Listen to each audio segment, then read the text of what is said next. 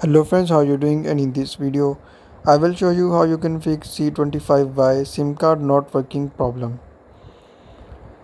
So just don't forget to subscribe and also press the bell icon for my latest videos. So if you are facing C25y SIM card not working problem, simply first of all just go to settings and follow every single step as I'm showing you in this video. Hope so this will fix your problem.